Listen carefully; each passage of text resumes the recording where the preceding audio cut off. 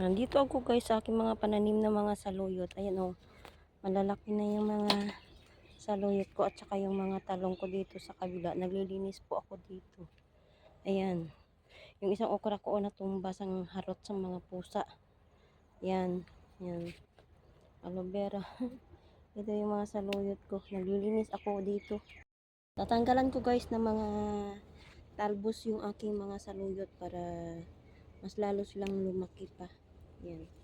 Ayan guys. Oh. Ang tataba na ng mga saluyot ko. Tatalbusan ko sila para mas lalo silang lumaki at tatangkad lalay. Ayan. Diba? Masarap ito. Ayan guys, oh. Saluyot. Ayan. Talbusan ko yung mga saluyot ko. Dahil malalaki na sila. Mabilis lang dumami yung mga damo. Kasi nga, tawag dito, umuulan. Lagi umuulan dito. Ulan init, ulan init.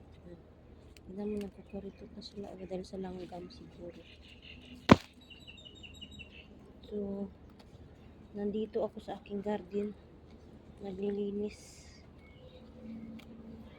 Naglilinis po ako dito sa aking mga garden.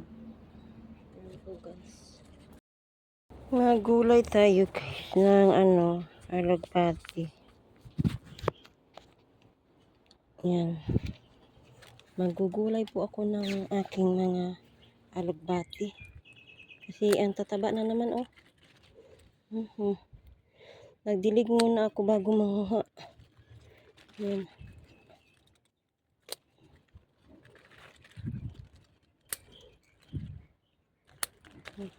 Tataba. Bawasan ko para lalo sila tumaba.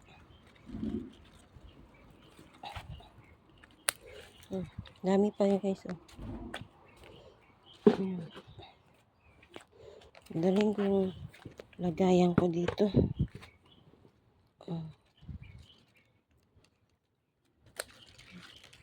Ang taba ng mga dahon.